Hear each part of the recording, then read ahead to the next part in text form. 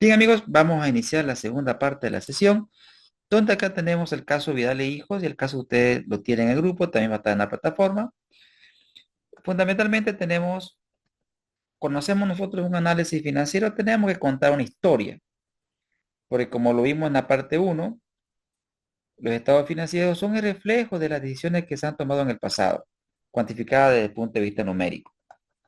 Aquí tenemos la posición financiera del caso Vidal e Hijos, la estructura de inversiones, la estructura del financiamiento y lo que vamos a hacer ahora mismo y tenemos también el estado de resultados, que nos muestra la situación económica de la empresa. Lo que vamos a hacer ahora, amigos, vamos a elaborar un balance financiero. Vamos a hacer un balance financiero de la empresa. Balance financiero. Que sí difiere bastante, no bastante, pero hay una diferencia con relación al balance de tipo contable. ¿Qué es lo que vamos a hacer, amigos?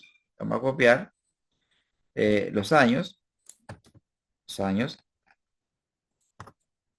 y vamos a colocar aquí algunos conceptos importantes, como el concepto de necesidades operativas de fondo. Recuerden ustedes que las necesidades operativas de fondo, voy a agregar un comentario, aquí, las necesidades operativas de fondos, aquí es igual, amigos, es igual al activo corriente menos el pasivo corriente sin costo. Entonces, vamos a aplicar la fondo. Necesidades operativas de fondos. ¿Qué va a hacer usted ahí? Activo corriente, vamos al activo corriente, ahí tenemos menos, decimos no, menos el pasivo corriente sin costo, que acá sería menos proveedores, menos otros gastos por pagar. Ahí tenemos la necesidad operativa de fondo y luego el activo no corriente, que el activo no corriente, fundamentalmente, amigos, acá sería el activo no corriente, tal cual lo copiamos nomás. Entonces, eso recibe el nombre, eso recibe el nombre de qué? Recibe el nombre de inversión. ¿Sí? Eso se llama inversión desde el punto de vista financiero. Esa es la inversión. La inversión sería la suma de la necesidad operativa de fondo más el activo no corriente. Es decir, la inversión sería la necesidad operativa de fondos más el activo no corriente. Esa es la inversión. Luego tenemos la deuda. Y en la deuda uno coloca aquella deuda que tiene costo. Como por ejemplo sería acá el crédito bancario más la deuda a largo plazo, que son pasivos financieros, pasivos con costo. Y el patrimonio, que en este caso sería el patrimonio neto. El patrimonio neto. En el mundo de las finanzas, a esto se llama estructura de capital. La combinación de deuda-patrimonio necesaria para financiar una inversión. Eso se llama financiamiento. Financiamiento, que es la suma deuda más patrimonio. Claramente, la inversión, la inversión tiene que ser igual al financiamiento. Y acá les presento a un balance de tipo financiero que nos va a servir para calcular algunos ratios más adelante. Bien, ¿cuál es la diferencia versus balance contable? Que en el lado derecho se muestra solamente la deuda que tiene costo explícito, es decir, la deuda que genera interés. Y aquí en esta hoja vamos a hacer el análisis financiero. Vamos a hacer análisis fin. Y para eso voy a sacar la pantalla y vamos a calcular un conjunto de ratios. Un conjunto de ratios. Aquí vamos a colocar acá detalle. Y acá vamos a colocar grupo. Primero, nosotros vamos a analizar, amigos, los ratios de liquidez. Dentro de los ratios de liquidez, tenemos la liquidez corriente. La liquidez corriente. Eh, Dentro de los ratios de liquidez, acá podemos colocar fórmulas. Quizás voy a colocar fórmulas. Fórmula. Es importante tener las fórmulas. Y este Excel ustedes lo van a tener. Ya, le van a poner colorcito. Ya, ok. En fórmulas, cuando nosotros hablamos de los ratios de liquidez, vista, primero vamos a hablar del ratio de liquidez. ¿Ya? Ratio de liquidez. El primer ratio que vamos a ver se llama liquidez corriente. ¿Ya? Su fórmula de la liquidez corriente, ¿a qué es igual? La liquidez corriente, amigos, la liquidez corriente es igual a la división entre el activo corriente sobre el pasivo corriente. Entonces, ¿cómo calculamos el ratio de liquidez? Dividiendo el activo corriente sobre el pasivo corriente. Es decir, tenemos que agarrar y dividir igual. Tenía una pregunta en el chat primero. Aquí tengo la pregunta de María Rosario. Sí. ¿Financiamiento e inversión siempre tendrá el mismo saldo? Es correcto. Igual se enmarca en el principio de partida doble, María, tal cual. Tendrían que ser iguales en el balance financiero. Totalmente, María. Bien. ¿Responde su pregunta, María?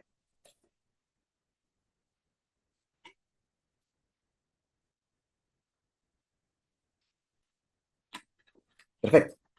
Genial. Entonces, continuando, amigos, calculemos el ratio de liquidez corriente. Colocamos ahí igual. Y vamos a anexo. Buscamos el activo corriente. El activo corriente dividido entre el pasivo corriente. Y que notamos claramente que la liquidez de esta empresa está en aumento. Siempre cuando nosotros hablamos de liquidez corriente tenemos que saber qué significa el indicador, ¿no? La liquidez corriente en este caso es 1,20. Por matemática se sobreentiende que está el 1 debajo. Arriba tenemos el activo corriente y debajo tenemos el pasivo corriente. Entonces decimos nosotros que por cada unidad monetaria que la empresa debe a corto plazo, dispone de 1,20 unidades monetarias para cubrir sus obligaciones de corto plazo. Es decir, si la empresa tiene más activos corrientes que pasivos corrientes, decimos que es líquida. Entonces, para que una empresa sea líquida, este indicador debería ser mayor o igual a 1. En este caso, al ser mayor que 1, decimos que es líquida. En cuanto a la tendencia, vemos que la tendencia de mi liquidez corriente va en aumento.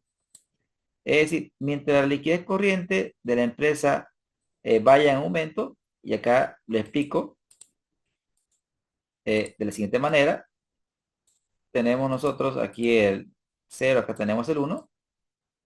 Cuando nosotros nos podemos alejar de 1, si la empresa se aleja de 1, el riesgo de liquidez baja. ¿Qué es el riesgo de liquidez? La probabilidad que la empresa no pueda pagar sus obligaciones de corto plazo. Mientras nos alejemos de 1, el riesgo de liquidez baja. Entonces, aquí fíjense que nos estamos alejando de 1, el riesgo de liquidez baja. Pero si nos apegamos a 1, si usted ve que a través del tiempo la empresa se apega al 1, el riesgo de liquidez sube. Entonces, aquí estamos hablando que el comportamiento de liquidez corriente es creciente, entonces aparentemente el riesgo de liquidez es bajo. Aunque seguimos operando cercano a 1, pero nos estamos alejando a través del tiempo. Eso es lo que vemos la tendencia. Aquí tengo una pregunta. Es correcto, totalmente correcto, Rodrigo. Sigue siendo baja la liquidez, pero en el tiempo lo que estamos viendo el comportamiento que aparentemente cada vez nos estamos alejando más del 1 y se espera que si seguimos la tendencia estaremos mejor en el futuro. Aparentemente, hasta aquí podemos decir eso. Aunque concuerdo, sigue siendo estrecha. Ahora bien, otro indicador que me ayuda bastante, aquí tenemos el indicador de liquidez corriente, que es el activo corriente sobre el pasivo corriente. Luego tenemos el indicador que se llama liquidez ácida, que es el activo corriente menos el inventario sobre el pasivo corriente. Este indicador, ¿qué es lo que me dice, amigos? Vea que a diferencia del anterior, este responde a la pregunta, ¿y si no vendemos el inventario, aún podríamos pagar nuestras obligaciones de corto plazo? También conocido como prueba ácida Nilsson, correcto. Entonces, la liquidez ácida o prueba rápida, ¿qué es lo que hacemos? Al activo corriente le restamos el inventario, entendiendo al inventario como el activo menos líquido de un balance. ¿Qué hacemos, amigos? Nos vamos al balance, seleccionamos el activo corriente y le restamos lo menos líquido, menos decimos, menos el inventario. Y ese resultado lo vamos a dividir, colocamos dividido barra entre el pasivo corriente, y arrastramos. Y claramente vean que si la empresa en la gestión del año 1990 no toma en cuenta el inventario, es decir, asumiendo que no vendemos el inventario, por cada boliviano que debemos o por cada unidad monetaria que debemos, solamente podríamos pagar con 0,52. Claramente que si la empresa no vende su inventario, no podría pagar sus obligaciones de corto plazo. Pero esto no es tan dramático. Obviamente uno podría pensar, ¿y este indicador tiene que ser mayor que uno? La respuesta es un rotundo no. Este indicador no tendría que ser necesariamente mayor que uno. Lo que aquí me interesa ver quizás es, no quizás, son las tendencias. Son las tendencias. Aquí tengo una pregunta de María, me dice, en caso de una empresa de servicio que no posee inventario, ¿cuál sería la alternativa para aplicar? Eh, Acá ha hecho una pregunta María interesante. Por ejemplo, bueno, este indicador está planteado con la esencia de que es una empresa, ya sea que produce o una empresa comercial, donde el inventario es para la venta. Entonces, este indicador tiene sentido cuando el inventario es para la venta. Ahora, si el inventario no es para la venta y es para uso interno de la empresa, entonces particularmente sugiero que no calculen el indicador puesto que no es relevante para la empresa. Este indicador, repito, coge relevancia cuando, cuando la empresa tiene un inventario y es para la venta. Pero si el inventario es para uso interno, en el caso de una empresa de servicios, que puede tener un inventario de material de escritorio, un inventario de material de limpieza, un inventario de, no sé, de materiales para focos, por ejemplo, cables ahí para responder un cable o para si quema un foco, cambiarlo. Entonces, cuando el inventario es para uso interno, no sería tan relevante, querida María, aplicar este indicador, ¿no? Ahora, bien, ¿qué hay que ver? Hay que ver las tendencias. Me explico. Lo normal es que estos dos señores se muevan en igual sentido. En este caso, miren, el uno crece, el otro crece. Eso es normal. Comportamientos peligrosos. Un comportamiento peligroso sería el hecho de que, el hecho fundamental de que, por ejemplo, la liquidez corriente vaya en ascenso, ¿no? Pero la liquidez ácida vaya en contraflecha. Es decir, mi liquidez corriente sube, pero mi liquidez ácida está bajando. ¿Eso qué me denota? Me denota que la empresa probablemente tenga un problema de gestión de inventario. Probablemente tenga mucho problema en la gestión de inventario. O sea, cada vez el inventario se vuelve más pesado en la empresa. Ahora, ahora bien, ¿qué pasaría, por ejemplo, si mi liquidez corriente bajara? ¿Sí? Eh, Claramente me estoy exponiendo a riesgo de liquidez, pero ¿qué pasaría si mi liquidez ácida va subiendo? También podría pasar.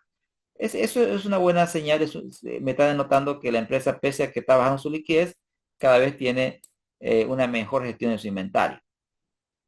Entonces, aquí lo que me interesa este indicador es ver el comportamiento con respecto al primero, pero es el primero el que me dice si la empresa es líquida o no. Lo demás, de alguna manera, me indican la calidad de mi liquidez. El primero me dice es o no es, Los otros me indican la calidad de liquidez. Acá claramente estamos ante una empresa que es líquida, pero sin tomar en cuenta el inventario no podría hacer frente a sus obligaciones de corto plazo. En cuanto a tendencias, ambos indicadores tienen igual tendencia. Pero si queremos ver o queremos hacer un análisis de mayor estrés, calculamos la liquidez inmediata. En la liquidez inmediata, amigos, vemos el disponible, que es el dinero constante y sonante, versus el pasivo corriente, que son las obligaciones de corto plazo. Entonces, ¿qué hacemos ahí? Amigos, ahí dividimos, nosotros hacemos una división del disponible de la empresa, el disponible, o sea, cash, dinero constante y sonante, caja y banco, versus el pasivo corriente. Y aquí claramente este indicador lo expresamos en porcentajes y observen la tendencia. Si bien estos indicadores tienen comportamiento creciente, la liquidez inmediata tiene un comportamiento decreciente. Ah, señal de peligro, pasa algo, ¿no? ¿Qué significa de 3%? Recordemos el ratio, disponible sobre pasivo corriente. ¿Qué quiere decir esto? Que esta empresa en la gestión 1990 solo podría pagar, o sea, si todos los pasivos vinieran a cobrarnos, la empresa cuenta con un disponible de un 3%. Es decir, que podría con mi disponible pagar hasta un 3% de todas mis obligaciones de corto plazo. Ahora uno podría decir, ¿y cuánto es lo ideal? Por ejemplo, el LI de un banco, el LI de una entidad financiera, está entre 25, 33% en Bolivia, digamos, ¿no? ¿Qué quiere decir? Que una entidad financiera, si todos los ahorristas quisieran ir a una entidad financiera a retirar dinero, los bancos en Bolivia tienen entre 25 y 33% de disponible para hacer frente a esos posibles retiros. ¿Cuánto es el ideal de una empresa? Va a depender de la empresa. Por ahí quizás con un LI de 3% a esta empresa le va bien. Recuerde que estos son indicadores estáticos, ¿no es cierto? Si queremos saber realmente el dinero, tendríamos que hacer un presupuesto de caja, tendríamos que hacer una proyección. Aquí hay preguntas centrales. Si una empresa tiene una liquidez corriente mayor a 1, me dice que es líquida, totalmente. Ahora, la pregunta central acá es, si una empresa tiene una liquidez corriente mayor a 1, eso le garantiza que en el tiempo va a poder cubrir sus obligaciones de corto plazo de manera oportuna. Reitero, el hecho que la liquidez corriente, amigos, sea mayor que 1, quiere decir que la empresa va a cubrir sus obligaciones futuras de manera oportuna, y la respuesta es no necesariamente. Me explico. Si hacemos el ejemplo con un natural y hacemos el ejemplo de un mes, día 1, día 30, ¿sí? Tenemos acá una persona y esta persona dice, ¿sabe qué? Yo tengo cuenta por cobrar bolivianos 1000 y tengo que pagar dentro del mes bolivianos 500. Entonces, uno dirá, ¿esta persona es líquida? Uno podría decir, claro que sí, calculo liquidez corriente, que es el activo corriente sobre el pasivo corriente, ¿no? Porque el activo corriente tiene por cobrar 1000, tiene por pagar 500. Entonces su liquidez podría ser 2. ¿Es líquida? Sí, pero ¿qué pasa? Recuerde que el balance me dice cuánto, pero no me dice cuándo. ¿Me explico? Esta cuenta por cobrar, usted lo va a cobrar el día 29. Y esta cuenta por pagar, usted lo va a pagar el día 10. Es decir, que usted va a pagar el día 10, pero recién va a cobrar el día 29. Entonces usted tiene un problema de calces. Entonces, es por eso que es importante que el análisis de liquidez vaya acompañado de un presupuesto de caja, porque el presupuesto de caja me va a decir cuándo y cuánto. En cambio, el balance me dice solamente cuánto, no me dice cuándo. O sea, no me dice cuándo voy a cobrar, ni me dice cuándo voy a pagar. Entonces, por eso repito, reitero, el hecho de que una empresa tenga una liquidez corriente mayor a 1, no necesariamente eso me garantiza que en el tiempo usted pueda cubrir sus obligaciones de manera oportuna. debe complementar el análisis con un presupuesto de caja, una proyección. Entonces, aquí podemos concluir que la empresa es líquida, pero sin embargo se puede observar un problema en cuanto a la gestión del efectivo, puesto que su liquidez inmediata tiene un comportamiento decreciente, amigos. Ahora, ahí cerramos con el grupo de ratios de liquidez. Ratio de liquidez. Para escribir liquidez. Amigos, hasta aquí alguna pregunta. ¿Vamos bien? ¿Se entiende?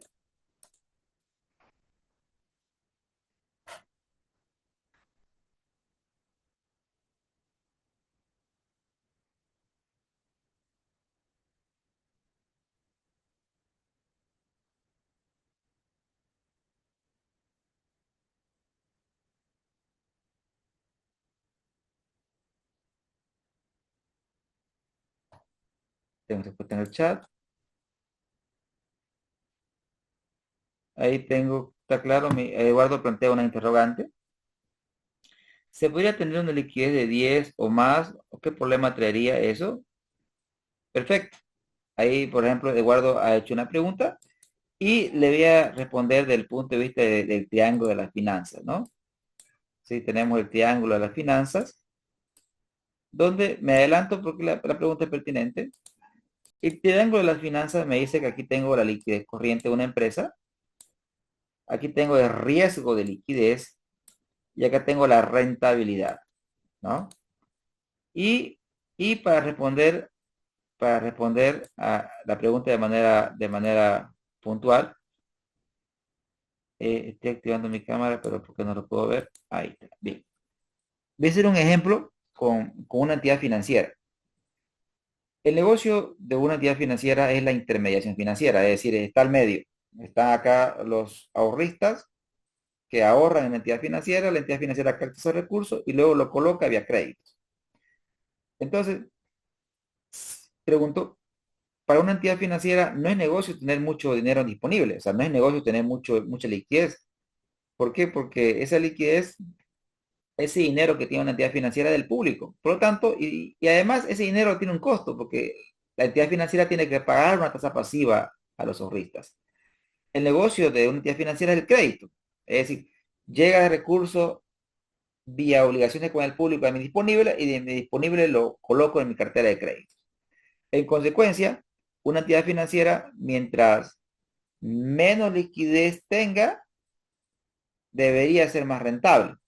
Entonces, existe una relación inversa entre lo que es liquidez y rentabilidad. Y eso lo explica este triángulo, donde claramente si una empresa tiene bajo niveles de liquidez, el riesgo de liquidez aumenta, pero debería ser compensado con mayores niveles de rentabilidad. Ahora, el sentido contrario también es cierto. Es decir, si una empresa tiene una elevada liquidez, tiene bajo riesgo de liquidez y por lo tanto bajos niveles de rentabilidad. Entonces, una empresa que tenga una liquidez corriente como la que usted menciona de 10, quiere decir que estamos teniendo, primero, tenemos bajo riesgo de liquidez totalmente, pero estamos siendo ineficientes porque estamos sacrificando rentabilidad. Entonces, tener mucho no es tan bueno, tener poco no es tan bueno. Debemos tener lo necesario, lo necesario. Esa sería la respuesta, querido Eduardo. Y ahí tenemos Rodrigo, me habla de costo de oportunidad, beneficio-costo, ok, perfecto, genial. Es tal cual, o sea, el análisis costo-beneficio, tal cual. Muy bien, amigos. Continuando con la explicación, vamos con el siguiente grupo de razones. El siguiente grupo de razones son las razones de deuda. Vamos a ver primero el índice de deuda de esta empresa, que es el pasivo total, o sea, todo el pasivo total sobre el activo total. El índice de deuda entonces vendría a ser el pasivo total sobre el activo total. Y básicamente lo que tiene que hacer usted es irse a balance y buscar el total pasivo, y este total pasivo usted lo divide entre total activo. y lo arrastramos y lo expresamos en porcentaje. Ahora, ¿qué me dice ese indicador? ¿Qué me dice ese indicador? Ahora,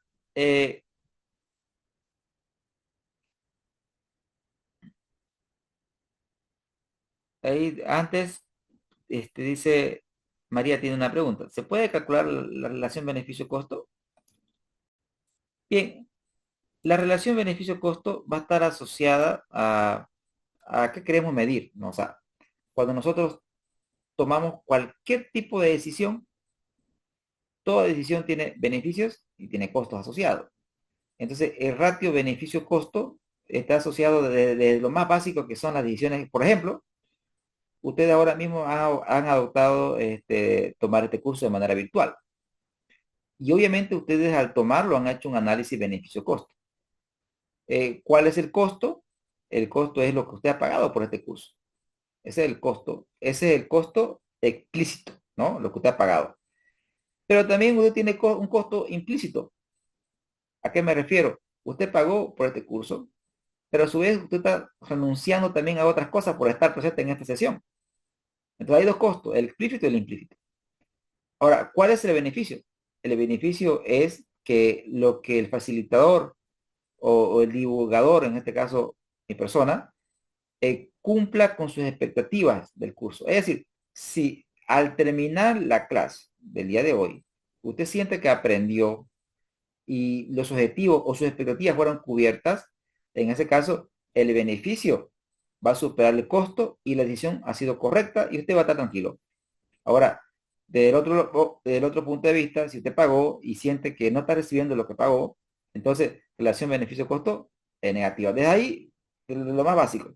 Ahora, en las finanzas, vemos la relación beneficio-costo en cualquier propuesta que usted plantee, está inmersa la relación beneficio-costo y lo podemos medir a través de ratios. De ratios, eso de la relación beneficio-costo, fundamentalmente lo vemos en proyectos de inversión donde es un ratio donde traemos al presente todos los beneficios, traemos al presente todos los costos y ahí tenemos que ver que los beneficios futuros, o sea, los ingresos futuros traídos al presente, tienen que ser mayores a los ingresos futuros traídos al presente. O sea, la relación beneficio-costo tendría que ser mayor o igual a uno. Es decir, los ingresos en términos de valor presente tendrían que ser mayores a los egresos en términos de valor presente. Básicamente ese es el concepto, ¿no? De manera técnica, ya aplicada al lenguaje de proyecto de inversión. Y, y obviamente, no solamente es en proyecto de inversión, repito, es en cualquier propuesta que uno plantea para una empresa. Y la forma de medirlo podía variar, creo que sí, totalmente.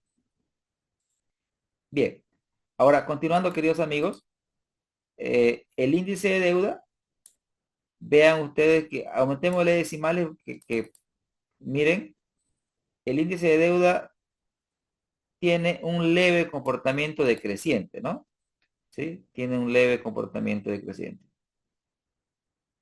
Sí, totalmente, Rodrigo, es alto, ¿no es cierto? Es alto, es alto. Entonces podemos decir que el índice de deuda es elevado y aquí vamos con algunas partes conceptuales que son importantes. Eh, el índice de deuda se considera elevado cuando supera el 50%. ¿Y por qué se dice que es elevado? Porque recuerda usted que la inversión son los activos de la empresa. Si una empresa tiene un índice de deuda del 75%, por ejemplo, quiere decir que la empresa financia sus activos con 75% de deuda y 25% de patrimonio. Quiere decir básicamente que la empresa no es nuestra, la empresa es de terceros. Entonces, cuando una empresa tiene un elevado nivel de deuda, quiere decir que la empresa está perdiendo autonomía desde el punto de vista de la literatura. Si eso nosotros lo asociamos a nivel personal, ejemplo, ¿por qué se dice autonomía? Si tenemos dos personas, A y B, a mí no me interesa qué va a hacer A no le interesa qué va a hacer B. Pero si A le presta dinero a B, entonces ahí ya tenemos ya un interés, que quiere decir que si A le presta a B, a le interesaría saber qué hace B. Entonces, de ahí viene la lógica de que cuando se existe deuda se pierde autonomía. Ahora, aterrizando en el campo de los países, cuando un país requiere financiamiento o acude ya sea al mundo, o sea, emitiendo deuda pública, o a organismos internacionales a prestarse dinero. Pero los organismos internacionales, cuando prestan dinero a los países, no le dan dinero tomado de libre disponibilidad, no. Te voy a financiar, te voy a prestar dinero, pero ¿sabes qué? Arreglame estos aspectos. Generalmente lo que hacen es recortar gasto, reducir déficit fiscal. En resumen, ellos me dan una receta que debo seguir si es que quiero acceder a ese crédito. Y eso en términos prácticos es pérdida de autonomía. Es decir, cuando me dan deuda y me dan condiciones, lo cual es totalmente normal, es pérdida de autonomía. A nivel empresarial, a nivel empresarial, cuando las empresas tienen bastante deuda de una entidad financiera, el área de riesgo de la entidad financiera está monitoreando el desempeño económico y financiero de la empresa. Es decir, el área de riesgo tiene que tener sistemas de alerta temprana. Ejemplo, si existe un fenómeno externo, amigos, que afecte a la empresa, y usted sabe que como riesgo le va a impactar a sus flujos, yo no debo esperar que mi cliente entre en mora para darle soluciones. O sea, yo debo personarme a la empresa y obviamente darle diferentes alternativas para que pueda cumplir sus obligaciones de manera oportuna. Entonces, en resumen, queridos amigos, el hecho de que una empresa tenga una elevada deuda superior a 50 o baja deuda menor a 50, simplemente aquí decimos que es elevada o baja. No podemos decir si es buena o mala, tendríamos que hacer otro análisis para hacer si es buena o mala. ¿A qué me refiero? Una empresa puede tener buena deuda o mala deuda. Desde el punto de vista financiero, buena deuda es deuda que se aplique a inversión. Recuerden la lógica de la deuda. Buena. Me endeudo, invierto. La inversión me genera dinero futuro. Ese dinero futuro tiene que ser suficiente para pagar la deuda y que me sobre dinero. Esa es la lógica de una buena deuda. La lógica de una mala deuda. Me endeudo, lo aplico a gasto. El gasto no genera dinero futuro. En consecuencia, en ese caso es deuda mala. Deuda que se aplique a gasto va a ser deuda mala. Deuda que se aplique a inversión va a ser deuda buena. Tendríamos que hacer un análisis ya interno de la empresa. Ahora mismo, con este número no podemos decir si es buena o si es mala. Ahora mismo. Pero podríamos nosotros, a través de un indicador que se llama el índice de cobertura de interés, el ICI, el índice de cobertura de interés, que es un indicador que mide el resultado operativo sobre los intereses. Y este indicador, ¿qué es lo que me indica? La capacidad de pago que tiene una empresa con su resultado operativo. ¿Cuántas veces con su resultado operativo la empresa puede pagar los intereses? ¿Cómo lo calculo? Colocamos igual y usted se va a ir, digamos, busca su resultado operativo, que lo tenemos acá arribita, ganancia antes de intereses e impuestos, y ese numerito usted va a agarrar y lo va a dividir sobre los intereses. ¿Y qué vemos aquí? ¿Qué vemos aquí? Vean ustedes que este indicador tengo que ver los comportamientos. Los comportamientos son importantes en el análisis. Observe usted que la deuda va bajando a través del tiempo, aunque es elevada, pero el comportamiento tiene un leve decrecimiento. ¿Y qué pasa con la cobertura? La cobertura está mejorando. Ahora, ¿qué es lo normal? O sea, siempre cuando hacemos análisis tenemos que partir de lo normal. Acá tengo una pregunta. Eh, Dice, si el índice de deuda, una pregunta María, si el índice de deuda pasa del 100%, desde el punto de vista, contable, desde el punto de vista contable, si supera la deuda del 100%, estaríamos hablando de patrimonio negativo, ¿correcto?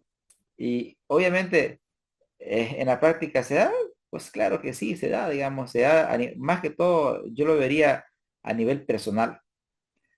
No sé si ustedes seguramente conocen un amigo o quizás uno en alguna etapa de la vida, fundamentalmente en la etapa quizás no productiva, en la etapa académica, uno como profesional o como estudiante no tiene nada, absolutamente nada a su nombre, o sea, cero activo. Y también podemos tener cero efectivo en la cartera o en la billetera. Pero sin embargo nos prestamos dinero de alguien. O sea, tenemos pasivos. O sea, cero activo versus pasivo. Ahí estamos hablando de claramente de que la empresa tiene patrimonio negativo. Eso implicaría un índice de deuda superior al 100% desde el punto de vista teórico. Desde el punto de vista, Desde el punto de vista empresarial, obviamente significa que o sea, la lógica contable eh, sería que el patrimonio sea negativo y obviamente sería una empresa inviable desde el punto de vista financiero, ¿no? Esa sería mi respuesta, querida María. Amigos, no sé si respondí su pregunta, María, o su comentario.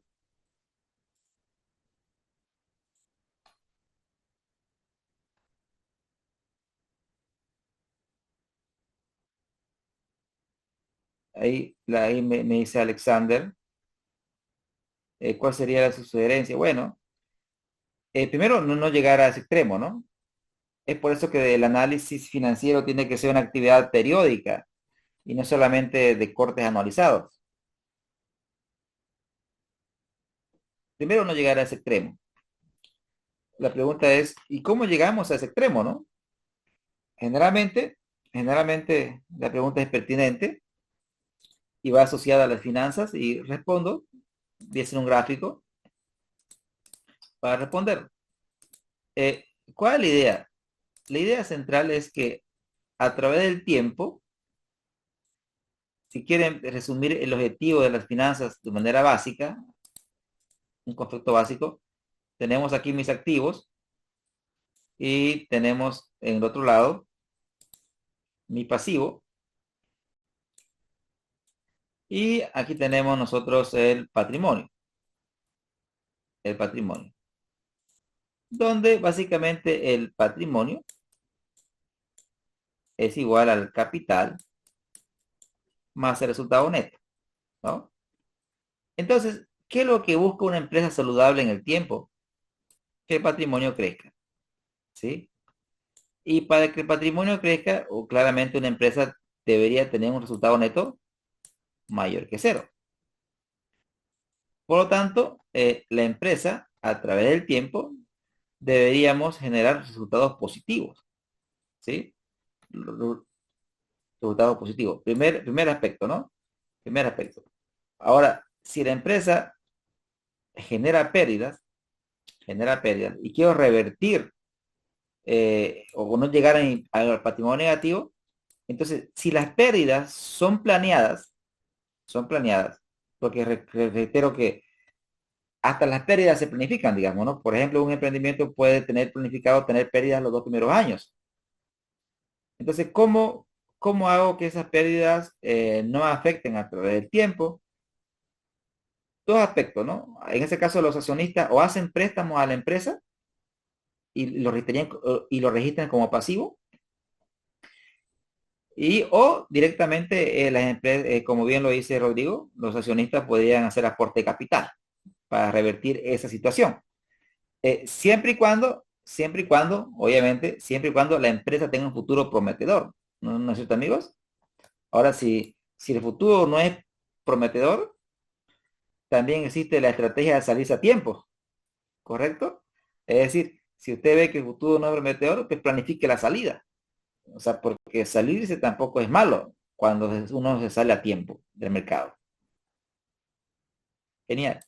Excelentes las preguntas, amigos.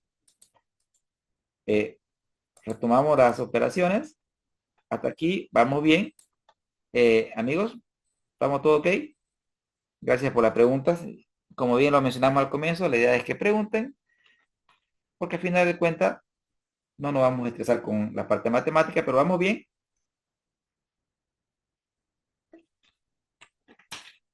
A ver, vamos bien. Gracias, querido Rodrigo. Bien, continuamos, amigos.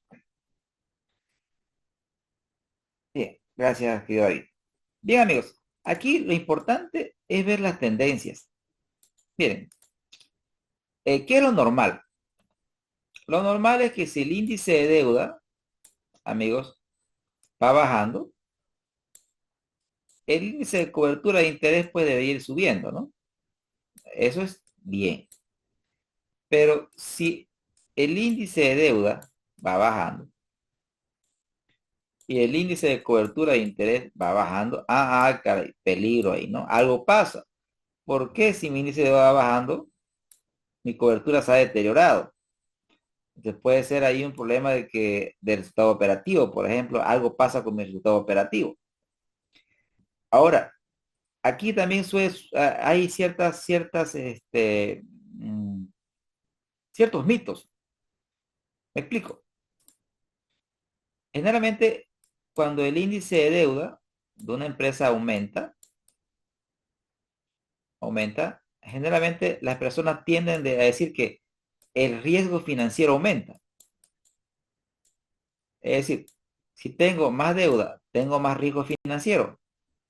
Pero, ¿qué es el riesgo financiero? O sea, el riesgo financiero lo puedo medir o lo puedo explicar de dos conceptos sencillos. Desde el punto de vista básico, el riesgo financiero es la probabilidad de que usted no genere el suficiente resultado operativo para el pago de sus intereses. ¿Qué es el riesgo financiero? La probabilidad de que usted no genere el suficiente resultado operativo para el pago de intereses. Primer concepto sencillo. Si queremos un concepto más técnico, el riesgo financiero es que el flujo de caja libre no sea suficiente para afrontar el flujo de caja de la deuda. Es decir, el flujo de caja que genera la empresa tendría que ser mayor que el flujo de caja de la deuda. Es decir, ese sería el segundo concepto. Entonces, respecto al segundo concepto, el riesgo financiero es la probabilidad de que usted no genere el suficiente flujo de caja libre como para poder pagar su deuda. Entonces, si nosotros hablamos del primer concepto, se refiere a esto aquí, amigos. ¿Qué podemos ver aquí? Que el riesgo financiero de esta empresa,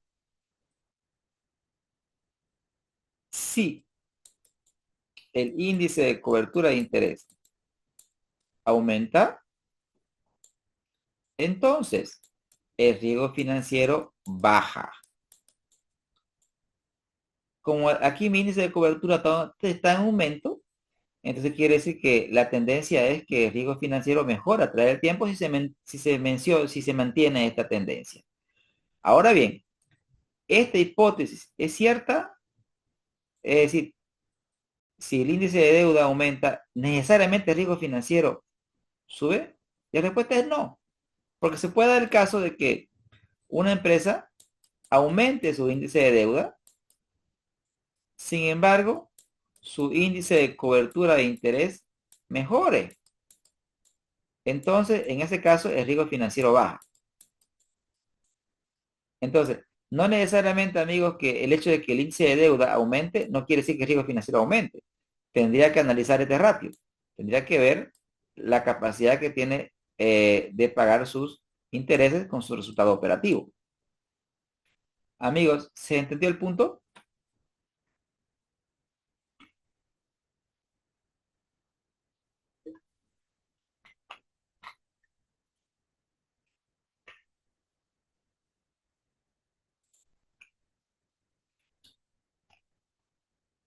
Bien, gracias. Y tengo, Rodrigo, una pregunta ahí. La deuda puede aumentar, pero en mejores condiciones y tasas, pues, totalmente, totalmente, totalmente, totalmente. Correcto. Bien, amigos. Ahora, otro indicador que aquí es importante analizar es la estructura de capital. Es decir, cuando debo analizar acá el porcentaje de deuda y el porcentaje de patrimonio, o sea, la estructura de capital de la empresa. ¿Y cómo calculo la estructura de capital? El porcentaje de deuda de una empresa es la deuda sobre la división entre deuda más patrimonio. La estructura del patrimonio es igual a qué? Al patrimonio dividido entre la deuda más el patrimonio. Entonces, ¿esto de dónde lo sacamos? Del balance financiero. Igual, miren, deuda, vamos a balance financiero. Está acá abajo. Deuda sobre total financiamiento. Y arrastramos. Porcentaje. Y acá, patrimonio. Patrimonio sobre total financiamiento. Y arrastramos. Y esto, amigos, es la estructura de capital, es decir, cómo financiamos la inversión. Entonces, claramente que la participación de la deuda se va reduciendo a través del tiempo y la participación del patrimonio va aumentando a través del tiempo. Entonces, claramente que la estructura de capital de esta empresa se está modificando a través del tiempo. Otro indicador que también es interesante verlo, pero lo vamos a ver más adelante cuando hagamos el análisis DuPont.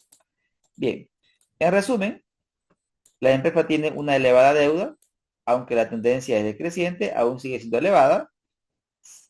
En cuanto a la cobertura de interés, podemos observar que la empresa a través del tiempo está mejorando su cobertura de interés. Bien, ahora, otro indicador que también me gustaría ver aquí, que es importante también, se llama el índice de calidad de deuda. El índice de calidad de deuda, amigos, es el pasivo corriente sobre el pasivo total. Es decir, dividimos el pasivo corriente sobre el pasivo total y básicamente es agarrar y decir igual, vamos al pasivo corriente, el pasivo corriente dividido entre el total pasivo. ¿Y esto qué me indica? Me indica, por ejemplo, en esta gestión, en la gestión 1990, el 92% del pasivo se encuentra a corto plazo. Es decir que mientras la empresa concentre más deuda a corto plazo, se estresa la liquidez, amigos. Mientras la empresa tenga más deuda a corto plazo, la liquidez se estresa.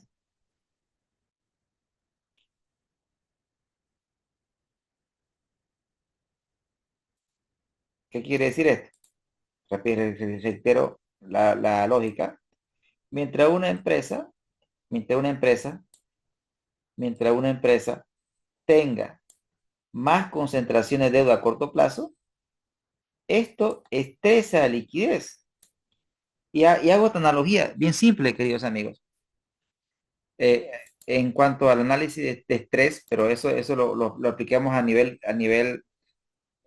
individual. A ver, asumamos que, asumamos que un año equivalga a 2 meses. Y usted tiene dos maneras de financiarse, corto versus largo. Y existe una persona que te presto dinero, pero me lo pagas el 15. Ok, listo. Tiene usted un pasivo que vence entre los 15 días, pero su sueldo de usted cada mes. Ahí tenemos un problema de estrés y liquidez. Tengo mucha deuda a corto plazo. Pero sin embargo digo, ok, me financio y digo, te voy a pagar de acá 45 días. Ah, ok, ¿qué estoy pensando yo? Estoy enviando deuda, digamos, en este caso, asumiendo a largo plazo. Entonces, mientras la deuda esté mayormente concentrada a largo plazo, reduzco el estrés de liquidez y existe más estrés de liquidez cuando la deuda está más concentrada en el corto plazo. Entonces, ¿para qué me sirve este indicador? Este indicador me sirve para, está muy relacionado con mi liquidez corriente. Y acá vemos que esta empresa, pese a que a través del tiempo cada vez concentra más deuda a corto plazo, pese a eso, su liquidez corriente está mejorando a través del tiempo. Eso es lo que podemos decir en cuanto a la relación de este indicador. Y tenía una pregunta. ¿Nos puede indicar en qué beneficia una mejor cobertura según el análisis? Bien, eh, vamos a, se lo puede ver de diferente óptica, ¿no? Eh, lo podemos ver a nivel macro, a nivel micro. Si lo vemos, por ejemplo, tengo que retirarme de la representación. Gracias, estimado Rodrigo. Igual todo va a ser grabado, no se preocupe. Bien, amigos, veámoslo. La pregunta es pertinente. Eh, Excelente, María. Está activa, María también estaba activo. Y todos amigos pueden preguntar. Las preguntas de ustedes son espectaculares. Bien, veámoslo desde el punto de vista macro. Desde el punto de vista macro, tener una buena cobertura desde el punto de vista de macroeconómico. Desde el punto de vista macroeconómico, la cobertura está asociada a la capacidad de pago que tiene un país para afrontar sus obligaciones con el resto del mundo. Y básicamente la capacidad de pago de un país está asociada a dos variables fundamentales, a la capacidad de pago y a la voluntad de pago. Cuando me refiero a capacidad de pago, me refiero a la cantidad de dólares que tiene una economía. Y con relación a voluntad, me refiero que a lo que diga el gobierno se haga, es decir, el Congreso apoya las políticas gubernamentales. Actualmente Bolivia tiene un problema, digamos, de voluntad y capacidad. Bolivia actualmente tiene una carencia de dólares, eso deteriora su capacidad. Y obviamente lo que dice el gobierno no se lleva a cabo porque el Congreso frena las políticas gubernamentales. Tenemos un problema de voluntad. Entonces, eso deteriora nuestra cobertura, nuestra capacidad de pago de afrontar la deuda con el resto del mundo. ¿Eso qué impacto negativo nos trae? Nos trae que el riesgo país aumenta y en consecuencia Bolivia, si quiere financiarse eh, del mundo, o sea, si quiere emitir bonos soberanos, lo tendría que hacer obviamente a tasas elevadas porque tenemos mucho riesgo país. Lo contrario es espectacular, o sea, si un país tiene muchas reservas, es decir, tiene capacidad de pago y tiene voluntad de pago, eso implica que usted se puede financiar del resto del mundo a bajo costo. Eso a nivel país. Ahora, si nosotros eso lo vemos a nivel empresa, una buena cobertura de igual manera, me podría servir para tener fácil acceso a crédito y a bajas tasas, desde el punto de vista de un financiamiento de tipo tradicional. Ahora, si somos una gran empresa y lo vemos, digamos, desde el punto de vista más corporativo, es decir, que usted tenga acceso al mercado de valores, cuando una empresa quiere emitir bonos a través del mercado de valores de cada país, eh, nos hacen una calificación de riesgo. Si nosotros mostramos una buena cobertura, tendríamos una buena calificación de riesgo y nuestros bonos serían atractivos en el mercado. Y también lo podemos ver a nivel personal. A nivel personal, digamos, si tenemos nosotros una buena cobertura, quiere decir que si bien tenemos deuda, pero tenemos lo suficiente flujo operativo para poder afrontar la deuda y eso quiere decir que tenemos una buena capacidad de pago y también eso nos ayudaría para acceder como naturales a un crédito futuro. Porque si no contamos con esa capacidad de pago, directamente el banco nos va a decir no. Esa sería mi respuesta, querida María. Bien, excelente. Estamos muy activos en el curso de la clase de hoy día. Está perfecto. Bien, amigos. Hasta aquí vamos bien. No los he perdido. Seguimos activos. Seguimos conectados.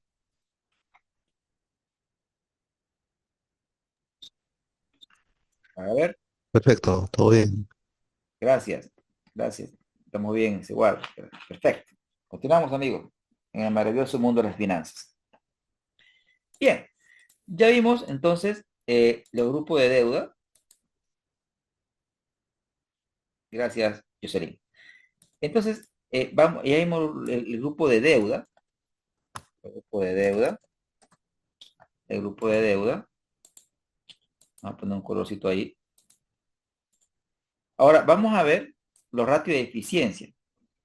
El primer ratio de eficiencia se llama rotación de activo total, que es igual rotación, no rentabilidad, rotación de activo total, y su fórmula es ventas sobre el activo total.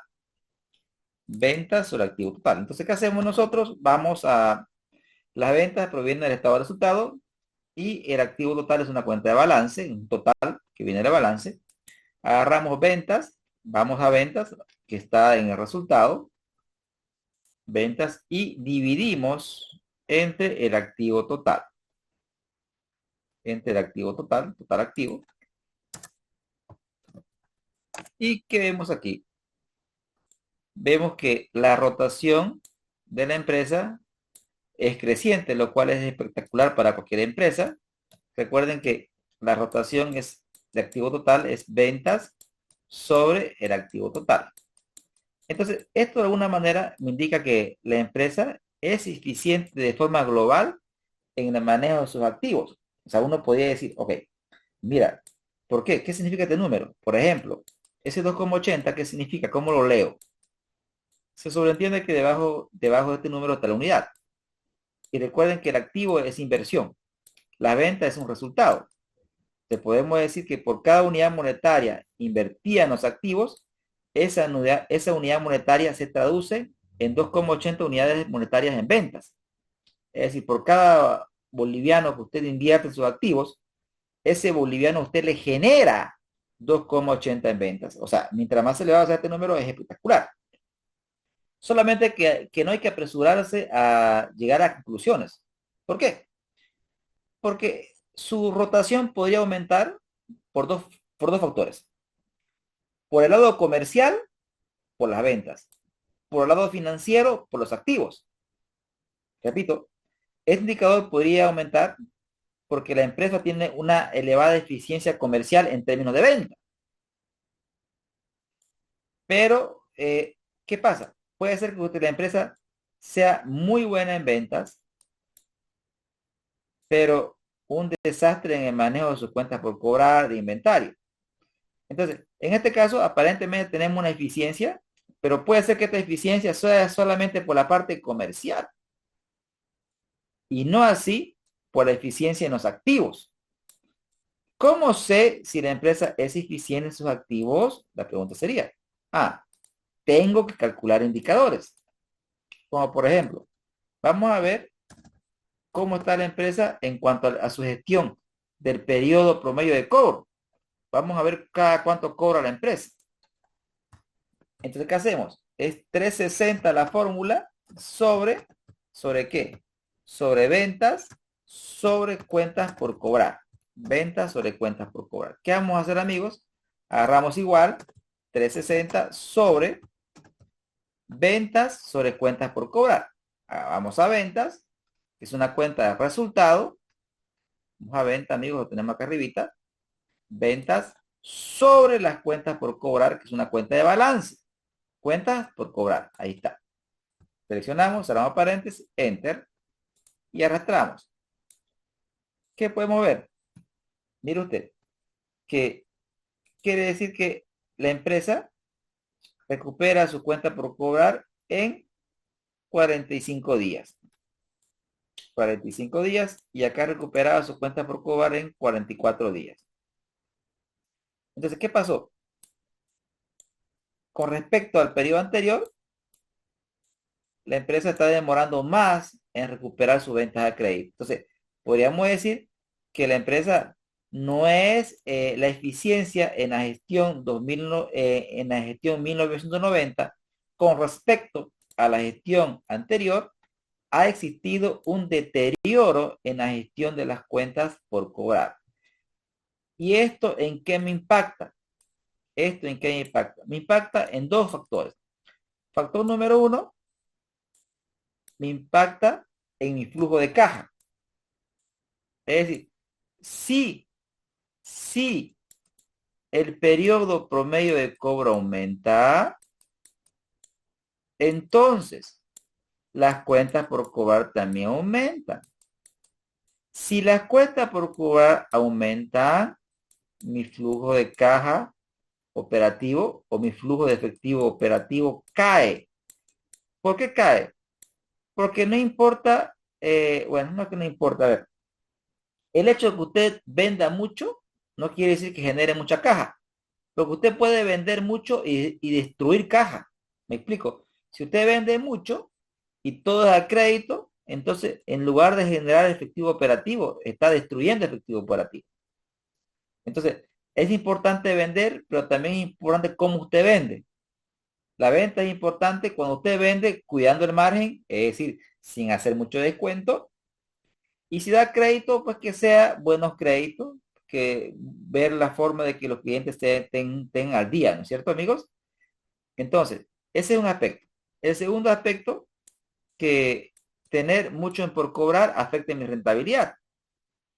¿Y cómo afecta mi rentabilidad? Claro, mire, si el periodo promedio de cobro aumenta, entonces sus cuentas por cobrar aumentan. Si su cuenta por cobrar aumenta, entonces probablemente su activo total también lo haga. Si el activo total aumenta, entonces eso afecta la rentabilidad, porque está aumentando mi inversión. ¿Y qué es lo que buscamos en finanzas? Bueno, siempre hacer más con menos, es decir, que nuestra inversión sea baja. Mientras usted tenga muchos recursos invertidos en cuentas por cobrar, existe un efecto negativo en la rentabilidad. ¿Por qué? Porque la inversión es muy alta. La inversión es muy alta. Y lo vamos a ver obviamente cuando veamos las métricas de rentabilidad. Ahora, otro indicador, tengo acá una consulta.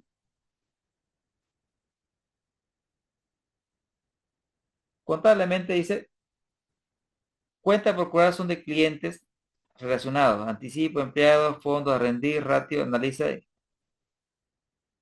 Bien, generalmente uno puede tener muchas cosas por cobrar, pero básicamente el ratio María, gira en torno a las cuentas por cobrar comerciales. No aplica a otras cuentas por cobrar que uno podría tener. ¿Sí? Que podría ser un análisis particular, claro, podría ser un análisis particular de seguimiento del saldo de la cuenta, pero este ratio, este ratio nos interesa las cuentas por cobrar operativa, es decir, cuentas por cobrar relacionadas a la actividad principal del negocio. Bien, ahora vemos que la empresa no es tan buena en la gestión de las cuentas por cobrar. Veamos cómo estamos en cuanto a gestión del inventario. Periodo promedio de inventario, que es 360 dividido entre costo de venta, dividido, amigos, entre el inventario. Entonces, ¿qué vamos a hacer? Igual, 360 dividido entre costo de venta sobre inventario. Vamos al costo de venta. Usted va y busca el costo de venta, que es una cuenta de resultado, lo ubica y lo divide entre el inventario, que es una cuenta de balance. Ahí tenemos el inventario, miren, clic. Cerramos paréntesis, enter, arrastramos de la esquinita. Bien, veamos a ver, ¿qué pasó? La empresa demora en vender su inventario 87 días. En la gestión anterior también demoraba 87 días. Pero ¿qué sucede? Si tomamos en cuenta los decimales, quiere decir que la empresa está demorando más en vender su inventario. Y si la empresa demora más en vender su inventario, eso afecta al flujo y también afecta a la rentabilidad. En consecuencia, en consecuencia, de manera global, la empresa es eficiente, pero esta eficiencia, que recuerde la fórmula, activo total es igual a ventas sobre activo total. Entonces, la empresa ha tenido una mejor rotación, pero es por el lado comercial, porque en cuanto a la gestión de activos, observamos que la empresa no es eficiente en la gestión de sus cuentas por cobrar y tampoco no es eficiente en la gestión de su inventario. Por lo tanto, el incremento de la rotación se encontraría explicado por el incremento en ventas y no así por la eficiencia de su cuenta por cobrar e inventario. Para cerrar esto, tenemos que ver la empresa cómo está en términos de gestión con sus proveedores. El periodo promedio de pago, o sea, cuánto paga, o sea, cada cuánto paga los proveedores. Su fórmula es 360 sobre el costo de venta sobre las cuentas por pagar. ¿Y qué es lo que hacemos? Igual 360 dividido, abrimos paréntesis. Costo de venta sobre cuenta por pagar. Agarramos costo de venta, una cuenta de resultado, sobre las cuentas por pagar, que es una cuenta de balance, amigos. Pasivo, cuenta por pagar o también llamada proveedores. Cerramos paréntesis, arrastramos, amigos. Entonces, aquí nos dice que esta empresa paga a sus proveedores cada 44 días. En la gestión anterior pagaba cada 42. Entonces, ¿qué sucede? Con respecto al periodo anterior, la empresa está demorando más en pagar a sus proveedores. ¿Es bueno? ¿Es bueno esto? La finanza me dice que sí, o sea, porque la finanza que me dice, ¿sabe qué? Usted busque que su periodo medio de cobro sea bajo. Usted busque vender su inventario de forma rápida. Usted negocie con el proveedor plazo largo de pago. Es decir, la finanza me dice que esto es genial, pero ojo, dice negocie. La finanza no dice que se demore, o sea, que no cumpla. En este caso, esta empresa está demorando más en pagar a sus proveedores, no porque hubiera negociado con ellos, sino porque tiene un problema de disponible. Ve usted, como tiene menos disponible, entonces, porque al final de cuentas las deudas se pagan con dinero. Entonces, si usted no paga algo, se acumula. Tan simple como eso. Si usted no paga, se acumula. Ejemplo, si usted ahora mismo tiene problema de flujo y tiene por pagar la luz, tiene que pagar la educación de sus hijos, los colegios particulares, y si usted no genera la cantidad suficiente de efectivo, ¿qué va a pasar con sus deudas? ¿Desaparecen? No, las deudas se van a ir acumulando. Entonces, aquí lo que estamos viendo es que el problema de efectivo está haciendo que la empresa demore más en pagar a sus proveedores. Aquí tengo dos preguntas. Tengo a... Eh, pura caramba, hartas preguntas. Vamos con José Luis, dice, ¿no? Esto de periodo de medio inventario aplica a empresas agrícolas que producen grano, comercial soya, girasol u otro. Normalmente se cosecha y se envía. Bueno, el periodo promedio de inventario generalmente está asociado y es aplicable a cualquier tipo de rubro, querido José. ¿Sí? Totalmente. A ver, ¿cuál es el principio fundamental? Que el inventario sea para la venta. Obviamente que de acuerdo al rubro pueden ser más chicos o más largos. Por ejemplo, en el periodo medio de inventario de que si nosotros nos dedicamos, digamos, a la venta de animales, es decir, chancho, por ejemplo, desde que compramos el chancho hasta que crece y esté apto para la venta, pasa tiempo. Lo mismo ocurre con el ganado. Compramos ganado, existe el proceso de engorde hasta que el ganado esté apto para la venta, periodo medio de inventario extenso. Pero como también pueden haber periodos promedio de inventario cortos, por ejemplo, eh, una panadería, por ejemplo. Lo ideal sería que el inventario sea para el día, se agota en el día, ¿no? O sea, no debería ser PPI mayor a 2 días, ¿correcto? Porque quiere decir que no están vendiendo el día 2 pan del día 1. Entonces, depende del rubro, el tamaño, pero sí es un indicador para todo. Ahora, por ejemplo, eh, otra pregunta de María dice, en el caso de que, respondí su pregunta, José,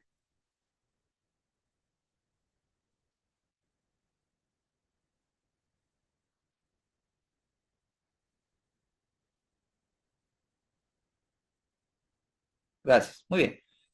Tengo una pregunta otra vez de María.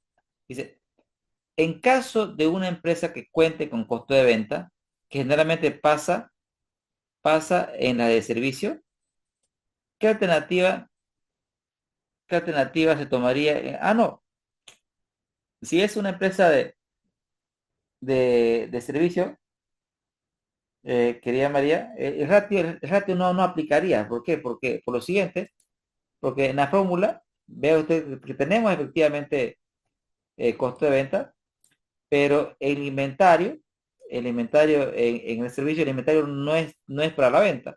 Ahí tendríamos que hacer otro tipo de análisis en cuanto al ciclo, ¿no ve? O directamente este ratio lo descartamos. ¿sí? Tendríamos que trabajar con este primero y este de aquí. Bien, ahora, continuando y para cerrar este análisis, el último ratio se llama ciclo de conversión de efectivo.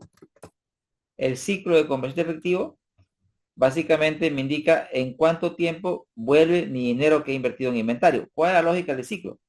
La lógica del ciclo, amigos, es que usted 0T, usted invierte en inventario y luego cuando el cliente me paga, me va a pagar lo que invertí en inventario más una utilidad.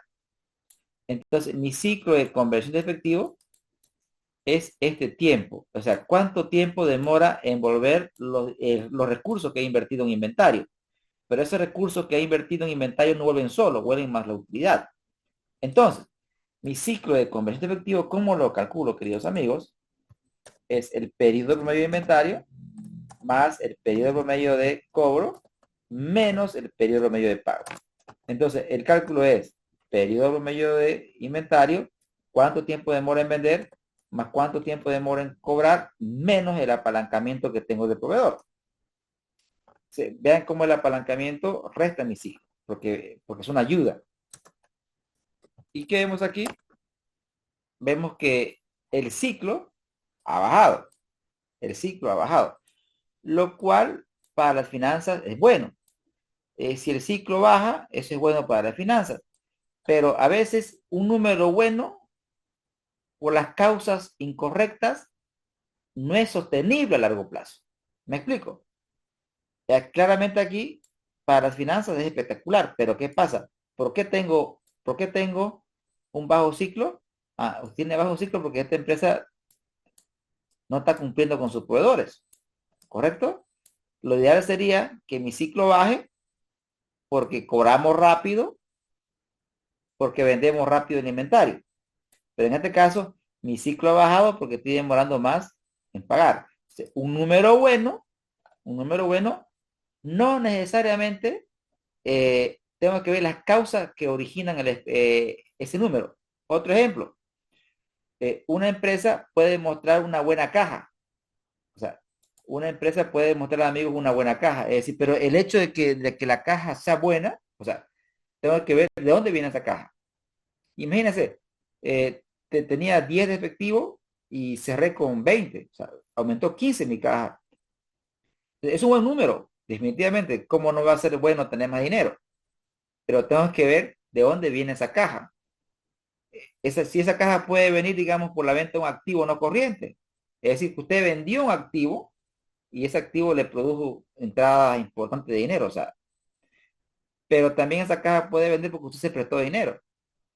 Entonces, estoy mostrando un buen número, pero quizás por las causas no correctas. Lo ideal sería que ese incremento de caja venga por su flujo operativo, o sea, que el negocio generó más caja. Entonces, es una analogía. El hecho de que un número, un indicador mejore, no necesariamente quiere decir que eso sea bueno. Tengo que ver las causas que afectaron a que ese indicador mejore, amigo. Ese es el mensaje, ¿no? Bien, tengo acá preguntas en el chat.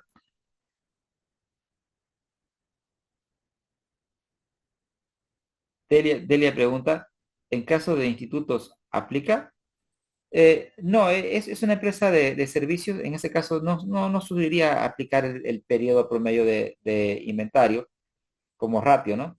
Yo sugiero ahí solamente trabajar con el periodo medio de cobro y periodo medio de pago. Me explico. Cuando vamos nosotros del periodo medio de cobro y de pago, y pensando en lo siguiente, pensando que los clientes, acá sería genial, ¿no? ¿Por qué? Porque en el tema de los servicios se da algo genial. Miren ustedes, ¿cómo funcionan los servicios? Al cliente se le paga, se le cobra al inicio o al final. Al cliente se le paga, se le cobra por adelantado, al principio del servicio. Es decir, y al proveedor, que podría ser en este caso el docente o el facilitador, al docente se le paga al final. Es decir, tenemos ahí la figura de que un ciclo de conversión de efectivo podría ser negativo, ¿sí? En el caso, por ejemplo, una empresa de servicio, caso de un instituto como usted lo plantea, Delia, el ciclo es negativo. ¿Por qué? ¿Por qué negativo el ciclo? Porque el cliente paga por adelantado. Pago por adelantado significa periodo promedio de cobro negativo, ¿sí? Negativo. Y sin embargo, al proveedor de servicio le pago cada 30 días. Entonces, básicamente sería así la lógica, ¿no? Periodo promedio de cobro, digamos, de -30. O sea, pago por adelantado 30 días, ¿no? Y el periodo promedio de pago del profesor es 30 días. A él le pago cada 30 días. Entonces, mi ciclo de conversión de efectivo sería el periodo promedio de cobro menos el periodo promedio de pago. Y acá sería, digamos, el de cobro sería -30, -60, menos 30, daría -60, ¿no? Entonces, quiere decir que si el ciclo de conversión de efectivos negativos es espectacular para la empresa. ¿Por qué? ¿Por qué? El ciclo de conversión de efectivos negativo puede significar lo siguiente: que mi negocio lo financia el cliente, en el caso de servicio, porque el cliente paga por adelantado. O sea, el cliente está financiando mi ciclo en ese contexto. Y en otro contexto, mi ciclo de conversión de efectivo puede ser negativo cuando la empresa tiene mucho poder para negociar y negocia plazos extensos de pago. Es decir, cuando el cliente, por ejemplo, cuando la empresa, digamos, un supermercado, tiene alto poder para negociar y negocia plazos largos de pago. Entonces, en ese caso, cuando usted tiene ese poder para negociar plazos largos de pago, ahí quiere decir que el ciclo lo está financiando el proveedor. O sea, mi ciclo, cuando es negativo, dos cosas pueden pasar: o me lo financia el cliente o me lo financia el proveedor. En ambos casos es espectacular para este tipo de empresas, queridos amigos. Genial el ejemplo. Muy bien, gracias por la pregunta, Deli. Bien, amigos, sigamos. Y con eso terminamos el grupo de razones de eficiencia, ¿sí? Eh, Voy a preguntando y siempre recibiendo su retroalimentación. Amigos, ¿vamos bien con la velocidad de la enseñanza? ¿O vamos quizás un poquito lento, un poquito rápido? ¿Cómo vamos con la velocidad? ¿Vamos bien? Sí, bien, Gracias, Luis. bien, muy bien. Es importante la retroalimentación, porque a veces uno va demasiado lento, demasiado rápido. Ok, me dice que vamos bien. Gracias, José. Muy bien. Continuamos, entonces estamos bien con la velocidad, porque al final de cuentas no es cuánto, o sea, hay un principio de la educación, no sé si ustedes lo comparten. No es cuánto avance el profesor, no es cuánto avance el facilitador. Aquí lo importante es cuánto se lleva el auditorio, ¿no es cierto? Porque a veces, no sé si les ha pasado que a veces uno va a un lugar, digamos, y el profesor o el facilitador habla y avanza que da miedo, ¿no? Pero al final no se hace entender en nada, digamos, ¿no? En lo particular, yo preferiría, en lo particular, de 3 horas de clase, que me lleve una cosa. O sea, con algo que me lleve, yo al menos cuando, bueno, eso pienso. Más que avance, lo importante es el contenido, ¿no? Que uno se lleve contenido. Bien, bien amigos, sigamos. Ya vimos deuda, ahora vamos a ver, ya vimos eficiencia, eficiencia. Vamos a ver el último grupo. El último grupo se llama el grupo de rentabilidad. El grupo de rentabilidad. El grupo de rentabilidad comienza con los indicadores de márgenes. El análisis de rentabilidad empieza con los indicadores de márgenes. Y vamos a comenzar con el margen bruto. Margen bruto. Margen bruto, que es la utilidad bruta sobre ventas. El margen bruto es la utilidad bruta sobre ventas. Y agarramos. Igual, vamos a buscar la utilidad bruta. Vamos a buscar la utilidad bruta. Vamos a buscar la utilidad bruta, que es una cuenta de resultado. Margen bruto. Acá es la utilidad bruta. Y ese número usted lo divide entre las ventas. Dividimos entre las ventas. Enter y arrastramos, amigos. Ese indicador lo expresamos en porcentaje. Y miren ustedes, ¿no? El margen bruto, en este caso, ha bajado. ¿Pero qué significa el margen bruto? Margen es lo que nos queda después de. Es importante entender esto. Los márgenes no son indicadores de rentabilidad, pero sí contribuyen a la rentabilidad. Reitero, los márgenes no son indicadores de rentabilidad, pero sí contribuyen a los indicadores de rentabilidad. Sí contribuyen a generar rentabilidad. Me explico. Un principio fundamental de un indicador de rentabilidad es que un indicador de rentabilidad va a ser un cociente entre un resultado sobre un esfuerzo. Resultado sobre esfuerzo. Resultado sobre esfuerzo. Vamos a ver. La utilidad bruta es un resultado. La venta es un resultado. O sea, estoy dividiendo el resultado sobre resultado. Entonces, no es rentabilidad. Los indicadores de rentabilidad son el ROA y el ROE, fundamentalmente. El ROA, que es la utilidad sobre el activo, vean ustedes, un resultado sobre el esfuerzo total, la inversión total de la empresa. El ROE, la utilidad neta sobre el patrimonio, que es el esfuerzo de los dueños. Entonces, siempre rentabilidad, más fíjense, ROA, ROE, rentabilidad. Siempre es un resultado sobre un esfuerzo. Los márgenes son divisiones entre resultado y resultado. O sea, son, pero sí contribuyen, claro que sí. Una empresa que tenga mejores márgenes va a tender a ser más rentable. Pero los márgenes no son en sí, por definición, indicadores de rentabilidad. Contribuyen sí, pero en sí mismo no me dicen la rentabilidad de un negocio. Amigo, ¿se entendió el punto? Este punto siempre es crucial.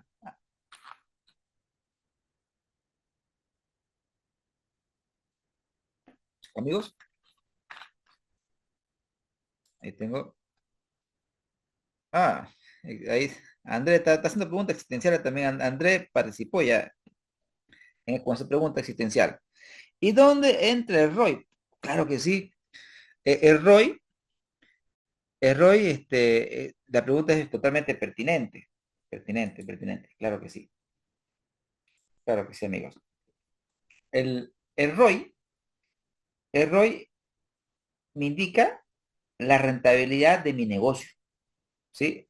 El ROI es un indicador más pulcro y responde a la pregunta es, ¿cuánto está rentando el negocio? Y es un indicador fundamental en cualquier empresa. Para calcular el ROI, tengo que tener un balance financiero. Y nosotros ahora mismo tenemos un balance financiero, o sea, podíamos calcular y de hecho lo vamos a hacer. O sea, vamos a calcular el ROI, queridos amigos. ¿Y por qué es importante el ROI? Porque el ROI me indica cuánto renta mi negocio, ¿sí? El ROI lo contrasto con mi costo de capital. El ROI, cuánto renta mi negocio versus cuánto me cuesta mi capital. Y cuando hablamos de capital, me refiero a la deuda y el patrimonio.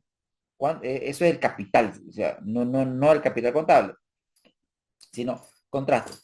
Mi negocio, cuánto renta versus cuánto me cuesta el capital. Entonces, si mi negocio renta más que el costo de mi capital, generamos valor. Pero si mi negocio renta poquito y el costo de capital es alto, destruyo valor. Entonces, el ROI me indica si, obviamente, contrastándolo con mi costo de capital, si el negocio genera o no genera valor. Ahí entramos en el campo de el EVA, valor económico agregado, que es una métrica que nosotros vamos a calcular. Tengo acá más preguntas. David pregunta, ¿no? ¿El EBITDA podría considerarse también? Claro que sí, claro que sí. Mire, por ejemplo, respondo a la pregunta de David. El EBITDA podría mejorar mi cálculo porque, miren, aquí, amigos, acá hice el cálculo con el ROI, o sea, con mi resultado operativo, pero sería más preciso si trabajo con mi EBITDA. ¿Por qué? Porque este resultado operativo está contaminado por los intereses, digo, por la depreciación. y la depreciación no es salida de dinero. Es por eso que si queremos ser más fino, o sea, como dice el dicho, hilar más fino, en lugar del resultado operativo podría trabajar con el EBITDA. Porque ¿qué es el EBITDA?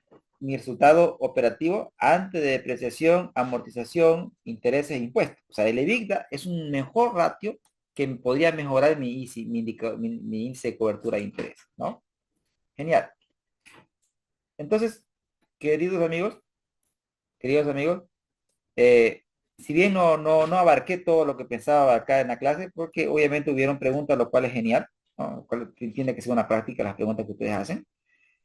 En la siguiente sesión voy a dedicar una hora de la sesión, va a ser más intensa que esta, vamos a dedicar una hora a terminar este caso y luego entramos a la proyección de estados financieros, ¿sí? Vamos a proyectar estados financieros globales. Pensaba primero iniciar con presupuesto, pero vamos a comenzar proyectando estados financieros de manera global, como este, por ejemplo. Y ya la sesión final, ya hacemos una proyección con base a presupuesto. Pero amigos, fue productiva la sesión del día de hoy para todos ustedes, ¿sí? Sí, excelente. Gracias, querido Muy Luis. bueno. Gracias por los comentarios, queridos amigos. Gracias. Tenemos hartas personas que primera vez toman un curso con nosotros. Bienvenidos. Gracias, amigos. Nos vemos en la siguiente clase. Un abrazo a todos. Que estén bien. Se cuidan. Gracias, saludos. Saludos, amigos. Gracias, hasta luego. Hasta luego.